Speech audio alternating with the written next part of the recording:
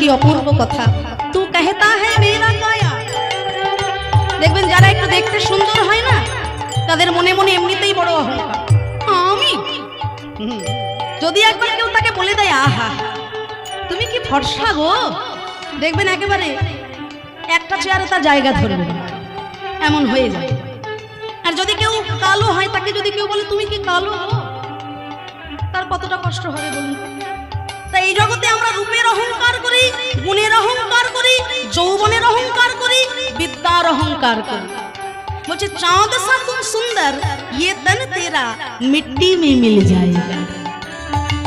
তুমি যতই জ্ঞানী, যতই পণ্ডিত, যতই বিদ্বান আর যতই রূপসী হও না কেন, তোমার এই দেহটা একদিন মাটির সঙ্গে মিশে যাবে, শ্মশান ঘাটে পুড়ে ছাই হয়ে যাবে। সেদিন আর কোনো জায়গা থাকবে না তার চরণে আশ্রয় নেই।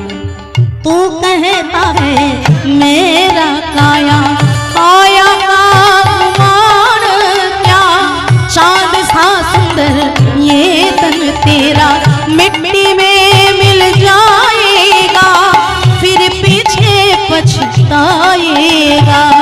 ना हरि का हरि हरि बंदे फिर पीछे पछताएगा, नाम हरि का चले बंदे फिर पीछे पछताएगा।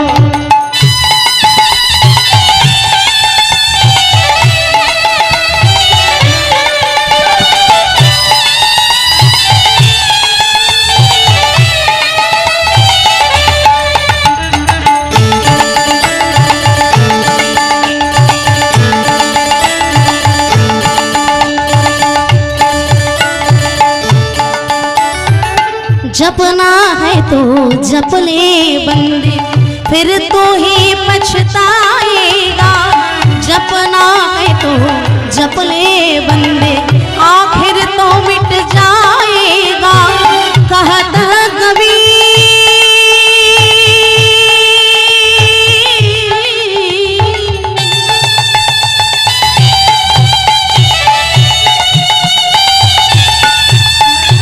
कहता कबीर सुनो भाई साधो, करनी का फल पाएगा। नाम हरि का जप ले बंदे फिर पीछे पछताएगा। ओ नाम हरि का जप ले बंदे फिर पीछे पछताएगा। ओ नाम हरि का जप ले बंदे फिर पीछे पछताएगा। नाम हरि का जप ले बंदे फिर पीछे पछताएगा। कहता कबीर सुनो भाई साधु, करनी का फल पाएगा। কত সুন্দর গুরুত্বপূর্ণ কথা বলছেন কবি। তুমি মনে মনে ভাবছো তুমি কারোর অনিষ্ট করে দিলে, তুমি কারোর ক্ষতি করে দিলে, তুমি জানলে আর কেউ জানলো না, তাই না? অনেক সময় লুকিয়ে লুকিয়ে আমরা একে অপরের অনিষ্ট করে দিই, ক্ষতি করে দিই, আর মনে মনে চিন্তা করলে আমি তো দেখেছি আর তো কেউ জানে না, যাক বাবা। না, জায়গাটা ওখানেই শেষ নয় বাবা। একটা গাছের দুইটি ডালে বসে দুইজন পাখি, একজন পাখি ফল খাচ্ছে আর একজন পাখি দেখে রাখছে।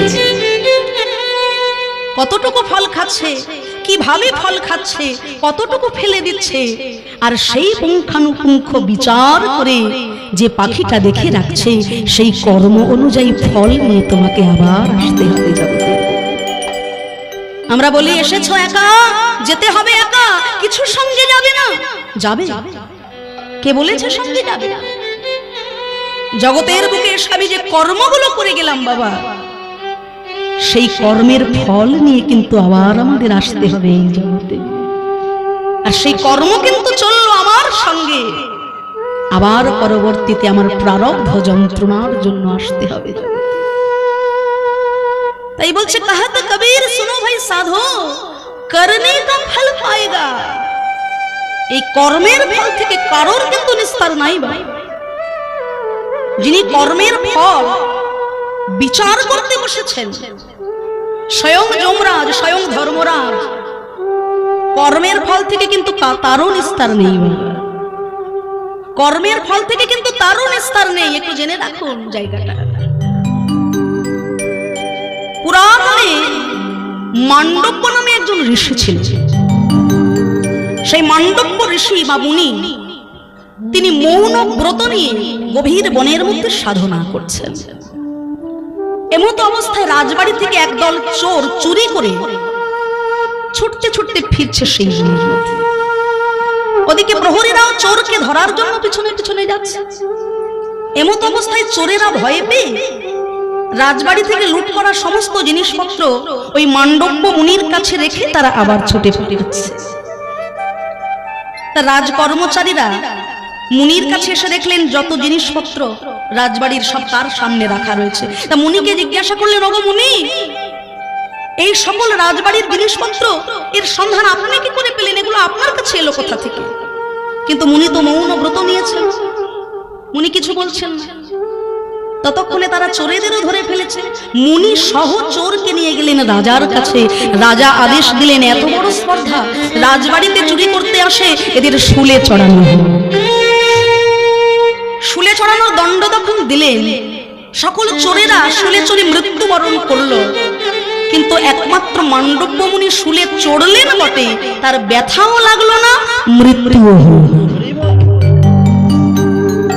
তা পরবর্তীকালে আবার যখন সাধুরা সেই পথ দিয়ে যাচ্ছিলেন, সকলে বললেন, মুনিকে এইভাবে শুলে চড়ানো হয়েছে। রাজার কাছে খবর গেল যে কোনো অপরাধ না করে মুনিকে শুলে চড়ানো হয়েছে, তাই তাড়াতাড়ি যেন মুনিকে শুল থেকে নামিয়ে দেওয়া হয়। তা বিনা অপরাধে মুনি যখন শুলে চড়েছে, সবাই মিলে শুল বের করার চেষ্টা করলো, কিন্তু কোনো প্রকারে শুল বেরোচ্ছে না মুনির অঙ্গ থেকে। তা শুলের যে জায়গাটা অধিক ছিল সেই জায়গা কেটে দেওয়া হলো, কিন্তু মুনির মৃত্যু হচ্ছে না। তা তখন মান্ডব্য মুনি চিন্তা করলেন যে আমি মুনি সারা জীবন সাধনা ভজনা করেছি, আমার কেন এত শুলে চড়ার মতো পরিস্থিতি হলো? এটা তো আমার হবার কথা নয়, তাই না? তাহলে কোন কর্মে আমাকে শুলে চড়তে হলো এটা তো একটু জানতে হবে। তাই সাধনার দ্বারা মান্ডব্য মুনি সশরীরে যমরাজের বাড়িতে পৌঁছে গিয়েছে। যমরাজকে জিজ্ঞাসা করলেন, হে যমরাজ, তুমি বলো আমি কি এমন পাপ করেছিলাম যার জন্য মুনি হয়েও আমাকে শুলে চড়তে হলো?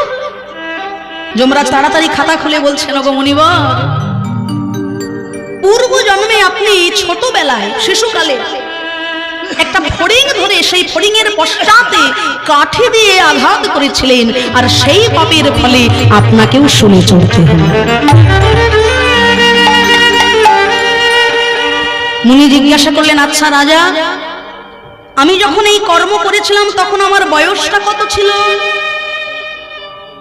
না মুনিবর, তখন আপনার বয়স ছিল মাত্র 5 বছর। হ্যাঁ, 5 বছরের একটা শিশু, তার কি ভালো মন্দ পাপ পুণ্য কোনো জ্ঞান থাকে গো মা? আপনারা বলুন তো। 5 বছরের শিশুকে আপনি আগুনে হাত দিতে বলবেন, সে চলে যাবে। জলে ঝাঁপ দিতে বলবেন, সে চলে যাবে। তাহলে সেই 5 বছরের শিশুকে তুমি লঘু পাপে গুরুদণ্ড দিয়ে দিলে। তাই আমার কথা মতো আজকের পর থেকে তোমার সংবিধানটা একটু পরিবর্তন করে নাও মহারাজ। তোমার সংবিধানটা একটু পরিবর্তন করে নাও। কি করবে জানো?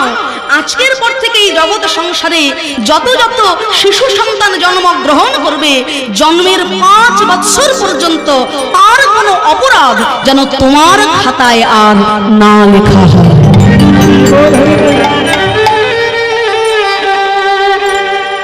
এটা নিয়ম হয়ে গেল সেদিনের পর থেকে। সেই জন্য ছোট্ট শিশুর প্রণাম আমরা নিই না, দেখবেন তাদের মধ্যে নারায়ণ বিরাজ করে। তাই জন্মের পর থেকে 5 বছর পর্যন্ত শিশুর কোনো অপরাধ জমের খাতায় লেখা হবে না। আর হে যমরাজ, আমি লঘু পাপ করেছি, তার জন্য তুমি আমাকে গুরুদণ্ড দিয়ে দিলে। আমি লঘু পাপ করলাম, তুমি গুরুদণ্ড দিয়ে দিলে, তার জন্য তোমাকেও পাপের ভাগী হতে হলো। তাই তোমাকেও আমি দেব অভিসম্পদ। সঙ্গে সঙ্গে যমরাজ হাত জোড় করে বলছেন, ওগো মুনি, আপনি আমাকে অভিশাপ দেবেন দিন, কিন্তু একটা অনুরোধ আছে আপনার কাছে, আপনি যেন আমাকে কখনো রাজা করে জন্ম দেবেন না। আমি রাজা হতে চাই না, আপনি যেন কখনো আমাকে শূদ্র কুলে জন্ম দেবেন না, আর আপনি যেন কখনো আমাকে কুকুর কুলে